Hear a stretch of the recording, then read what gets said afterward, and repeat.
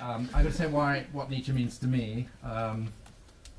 He is the one philosopher you should keep. He is a great philosopher, one of the greatest philosophers of the last 150 years, and is recognized worldwide as such. So here's an image to start with. You can think of Nietzsche as a bit like the young Marlon Brando in the film The Wild One. So there's a very famous little snippet of dialogue that occurs in that film, and I'm going to adapt it to the circumstance. So the dialogue goes, "Hey, Friedrich, what are you rebelling against?" The answer, "What do you got?" And just imagine this delivered with those dark, you've ever seen the pictures, the dark, sensitive eyes, sensitive, soulful, yet a kind of defiant eyes, and with the gigantic moustache. Nietzsche stands for, and this is why you need him, whoever else you have, Nietzsche stands for perpetual vigilance against the status quo. I mean the status quo in philosophy and in ideas and in thinking. He is against complacency, against the comfortable way of thinking and doing philosophy. Nietzsche called for nothing less than a revaluation of all values. Don't take anything for granted. So don't assume that we already know, or that we already know how to find out what's right and wrong, what's good and evil. Don't assume that religion is a good thing. Don't assume that it's a bad thing. Don't assume that we know what's true, that we know what truth is, we know why truth is worth having. All of these questions are open. These are the most fundamental philosophical questions. Nietzsche's against the complacency of philosophers who think they've solved all these things. He wants us continually to question ourselves.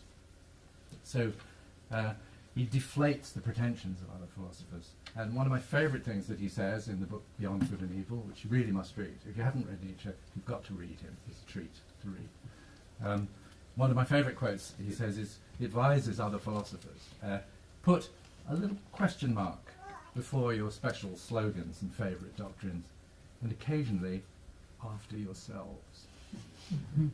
Question marks after yourselves. This seems to me that what Nietzsche is really trying to get you to do, to think carefully, to pursue truth, but always to be suspicious about why you're thinking the way you're thinking, why you make the assumptions and have the prejudices that we all come with.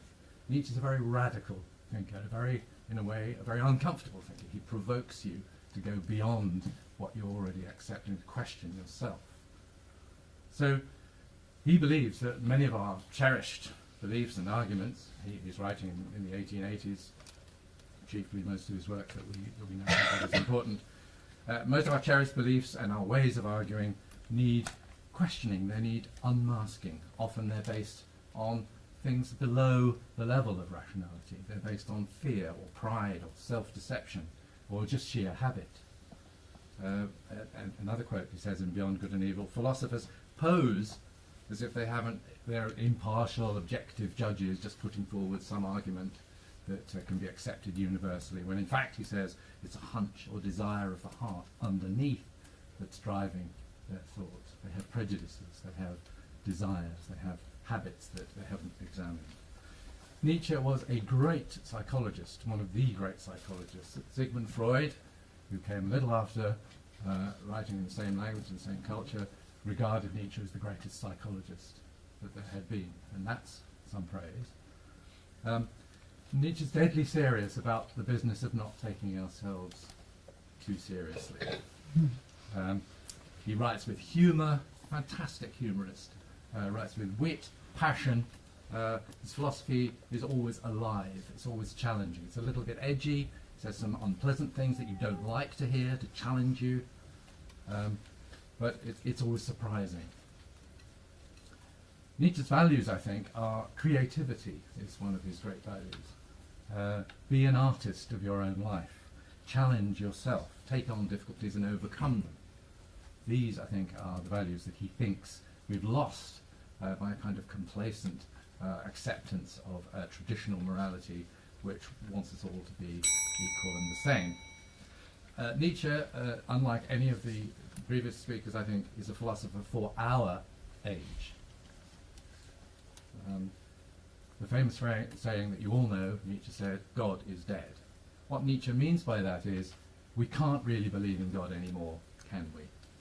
He doesn't argue, he doesn't try to prove there's no God. He just says, well, look, where we've reached in the end of the 19th century, it's not something we really have reason to believe, is it? You can be a nice person if you're an atheist, but what happens to your values? What's the foundation of your values? Nietzsche diagnoses that the death of God, as he calls it, social phenomenon that he thinks is happening, leaves us with a kind of vacuum, a kind of absence of values. And this has been incredibly influential on the 20th century. If you think what happens in the 20th century, the art movements, the political movements, the idea that there's a dearth of value, that we're searching somehow for a value that's lost because we've lost religion. Nietzsche is the philosopher of this age. That's our problem. Okay? We're still with that. We're still with Nietzsche's problem.